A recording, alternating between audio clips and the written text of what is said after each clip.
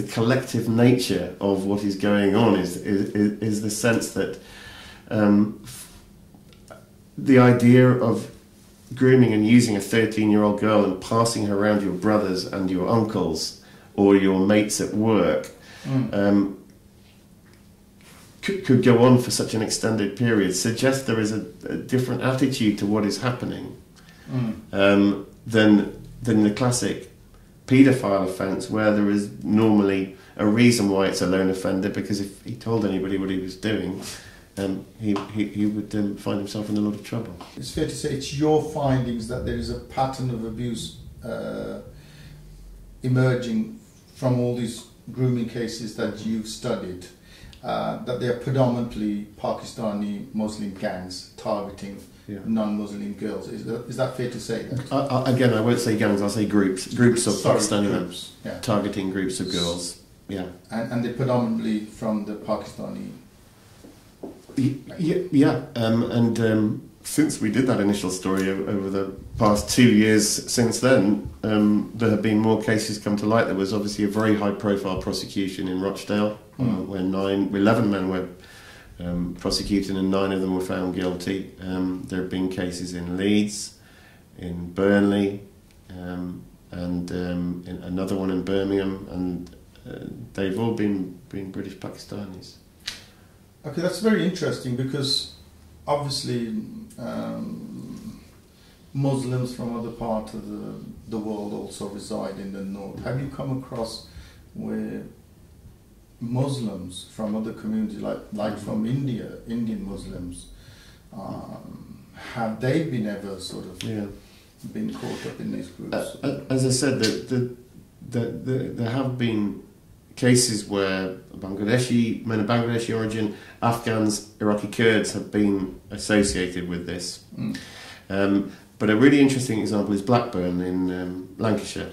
Okay, Blackburn's Islamic population splits almost 50-50 between Gujarati Indian Muslims and Kashmiri Pakistani Muslims.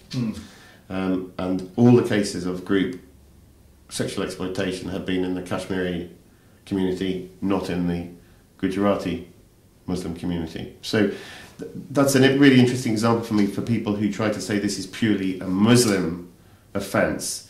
Well, if that's the case, why is it in one community and not in the other community? And people have talked about possible different educational levels there in the different communities, and perhaps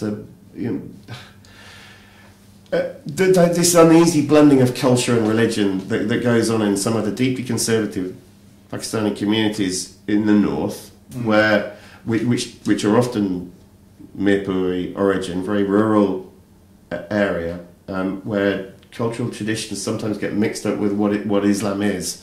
Insistence on arranged marriages, the huge proportion of first cousin marriages, and attitudes to the non-Muslim, which are very loosely used to justify regarding non-Muslim girls in a different way from the way and the honour and the respect that you should show a Muslim girl. But that also came through one of the I believe it was the Rochdale case where, it was the Liverpool one, where one of the defendants said that it's acceptable in our culture. Yeah, a 59-year-old man from Rochdale told, this was the evidence of a girl who was 15 when she was initially abused by him and then put in a car and taken to be abused by other men. He told her that it's okay, because in my country you can have sex with girls from the age of 11.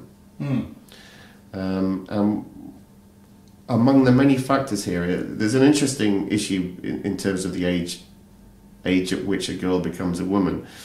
The age of consent in this country is 16. That's right, yeah. State law back in Pakistan may well say something similar, but village cultural tradition and Sharia both say that puberty is the green light for marriage. Okay.